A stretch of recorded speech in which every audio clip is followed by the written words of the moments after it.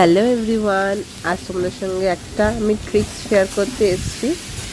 এই দেখো, আমি মাছেরগুলোর মধ্যে নুন হলুদ মাখিয়ে রেখেছি।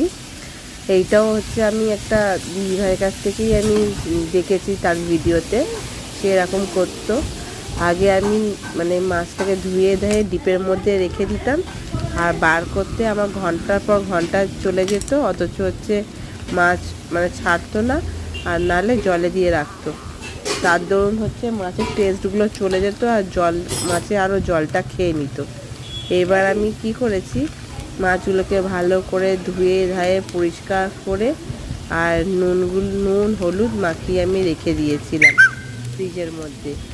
এইটা হচ্ছে কাতলা মাছ, এটা সহজে ছেড়ে গেছে।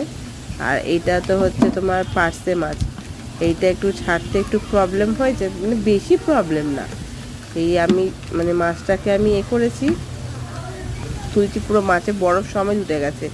এরকম কিন্তু কখনো হয়ে ওঠে না, এই ফার্স্ট টাইম এরকম হয়েছে। আর এখান থেকে এক পিস মাছ ছাড়িয়েও তোমাদেরকে আমি দেখিয়েছি এই ভিডিওটা। তোমাদের যদি এই ভিডিওটা ভালো লাগে, অতি অবশ্যই ঘরে একবার ট্রাই করে দেখো।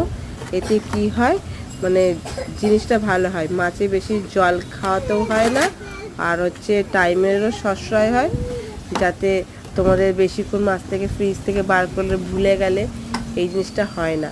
এইটা একবার তোমরা করে দেখো, আর ভালো লাগলে অতি